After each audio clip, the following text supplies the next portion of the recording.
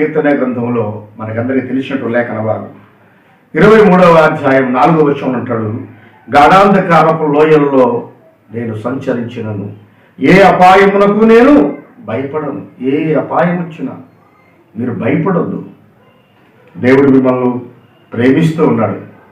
ఈ సమయంలో దేవుని వాక్యం ఇచ్చినటువంటి వారులారా, ఏ కష్టాల్లో ఉన్నా, ఏ బాధల్లో ఉన్నా, ఏ తొందరలో ఉన్నా, ఏ ఇబ్బందుల్లో ఉన్నా నువ్వు జరియొద్దు, భయపడొద్దు. ప్రార్థన ఆయుధంగా చేసుకో. ప్రార్థనే బలం, ప్రార్థనే శక్తిని ఇస్తుంది. నీ ప్రార్థన దేవుడు అంగీకరిస్తే, నీ మొర ఆయన వింటే, నీ ప్రార్థనకు జవాబు తెచ్చేసి నిన్ను ఆదరిస్తాడు. ఆయన కృప నీతో నిరంతరము ఉంటుంది. కనుక వాక్యం ఉంటున్నటువంటి బిడ్డలారా, భయపడొద్దు. బాధల్లో ఉన్నావా, కష్టాల్లో ఉన్నావా, తొందరలో ఉన్నావా, ఆపత్కాలంలో ఉన్నావా, దేనికి కూడా నువ్వు భయపడద్దు. దేవునికి మొరపెట్టు, ఆయన నీకు ఉత్తరం ఇచ్చి నిన్ను కాపాడుతాడు.